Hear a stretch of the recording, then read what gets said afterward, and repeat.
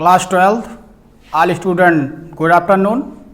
IIM जगरारी मंगलम inter college मुसाफिर खाना। आज आप लोगों को आनुवंशिकी के चैप्टर में हम आपको बताएंगे म्यूटेशन क्या है। म्यूटेशन मतलब उत्परिवर्तन।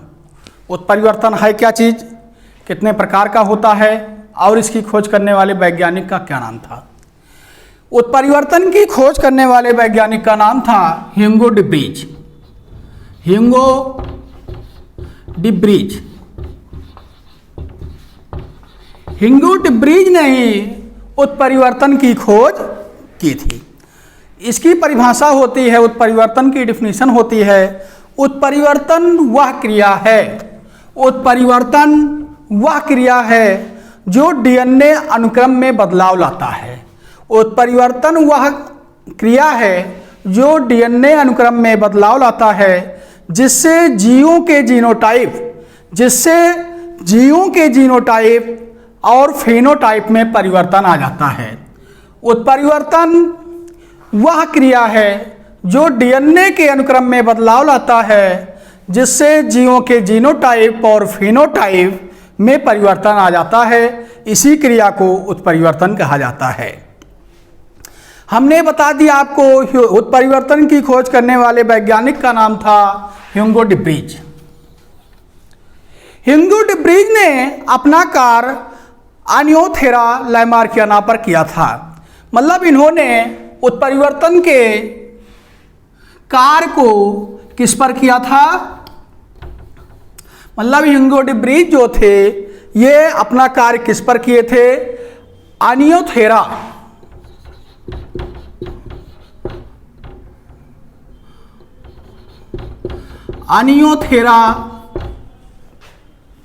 लेमार्कियाना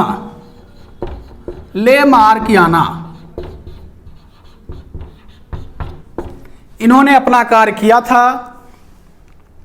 उत्परिवर्तन की सबसे छोटी इकाई जो होती है, उत्परिवर्तन की सबसे छोटी इकाई होती है म्यूटान। सबसे छोटी इकाई उत्परिवर्तन की होती है म्यूटान। अब बात करते हैं आपसे हम टाइप्स ऑफ म्यूटेशन। उत्परिवर्तन निम्नलिखित कितने प्रकार का होता है। उत्परिवर्तन आपका निम्नलिखित दो प्रकार का होता है। पहला होता है आपका गुणसूत्रीय उत्परिवर्तन, दूसरा होता है आपका जीन उत्परिवर्तन। तो सबसे पहले हम बात करते हैं गुणसूत्रीय उत्परिवर्तन की। इसकी डिफिनीशन क्या होती है। इसकी डिफिनीशन होती है गुणसूत्रों की संरचना तथा संख्या में परिवर्तन। गुणसूत्रों की संरचना तथा संख्या में परिवर्तन के कारण पैदा हुआ उत्परिवर्तन गुणसूत्रीय उत्परिवर्तन कहलाता है। फिर से बता दे रहे हैं, गुणसूत्रों की संरचना तथा संख्या में परिवर्तन के कारण पैदा हुआ उत्परिवर्तन गुणसूत्रीय उत्परिवर्तन कहलाता है। यह निम्नलिखित आपका दो प्रकार का होता है। गुणसूत्रीय उत्परिवर्तन निम्नलिखित आपका दो प्रकार का होता है। पहला उत्परिवर्तन आपका होता है संख्यात्मक उत्परिवर्तन, दूसरा उत्परिवर्तन आपका होता है संरचनात्मक उत्परिवर्तन। उसके बाद हम बात करते हैं आपसे जीन उत्परिवर्तन की। नंबर 2, जीन उत्परिवर्तन क्या है। यह उत्परिवर्तन जीन में पाए जाने वाला DNA तथा RNA की रासायनिक संरचना में परिवर्तन के कारण होता है। यह उत्परिवर्तन जीन में पाए जाने वाला DNA तथा RNA की रासायनिक संरचना में परिवर्तन के कारण होता है। इसी अवस्था को हम जीन उत्परिवर्तन कहते हैं। यहाँ पर एक चीज़ और आप लोग देख लीजिएगा, एक रोग होता है जिसका नाम होता है sickle cell anaemia. Very very important होता है बेटा, बोर्ड के एग्जाम में 1 नंबर में पूछा जाता है सिकल सेल एनीमिया किस रोग के कारण होता है। जीन उत्परिवर्तन के द्वारा सिकल सेल एनीमिया रोग होता है।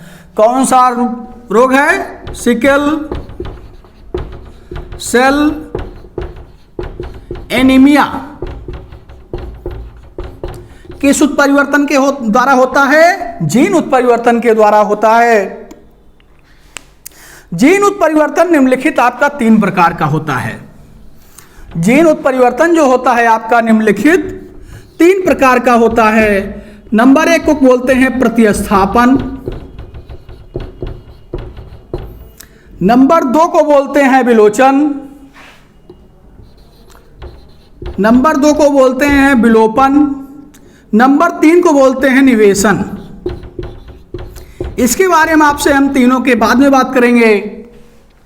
हम यहां पर आपको बता दे रहे हैं बिंदु उत्परिवर्तन क्या है, पॉइंट म्यूटेशन।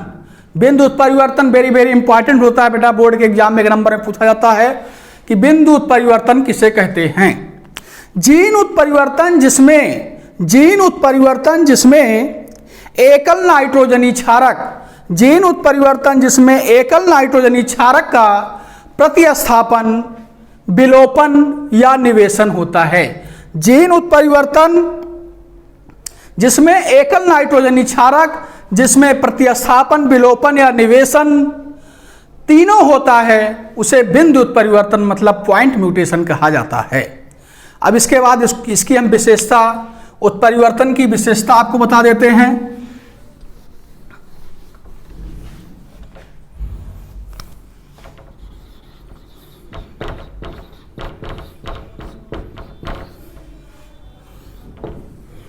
नंबर 1, उत्परिवर्तन जीवों में अचानक पैदा होता है। उत्परिवर्तन जीवों में अचानक पैदा होता है।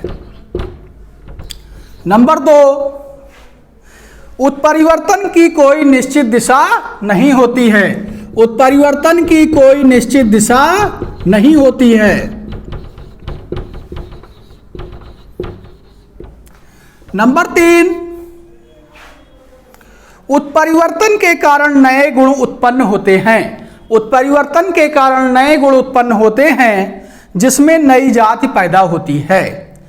जिस उत्परिवर्तन के कारण नए गुण उत्पन्न होते हैं जिससे नई जाति उत्पन्न होती है या पैदा होती है। नंबर 4 आपका हो गया, जनन कोशिका में उत्पन्न उत्परिवर्तन ही वंशागत होते हैं। नंबर 4, जनन कोशिका में उत्पन्न उत्परिवर्तन ही वंशागत होते हैं। इसमें बेटा कहीं किसी को आपको दिक्कत आएगी तो अगले टर्न पर आप बताइएगा। म्यूटेशन आपका वेरी वेरी इंपॉर्टेंट टॉपिक है, जिसको हिंदी में बोलते हैं उत्परिवर्तन। आप लोग इसको अच्छे से समझिएगा, उत्परिवर्तन क्या है, उत्परिवर्तन कितने प्रकार का होता है, उत्परिवर्तन में सिकल सेल एनीमिया रोग किस उत्परिवर्तन के कारण होता है, बिंदु उत्परिवर्तन की डिफिनीशन क्या है, और दोनों उत्परिवर्तन मतलब गुणसूत्री उत्परिवर्तन और जीन उत्परिवर्तन कितने प्रकार का होता है, मैंने इसको भी बता दिया आपको और उसकी विशेषता भी बता दी। थैंक यू बेटा, ओके।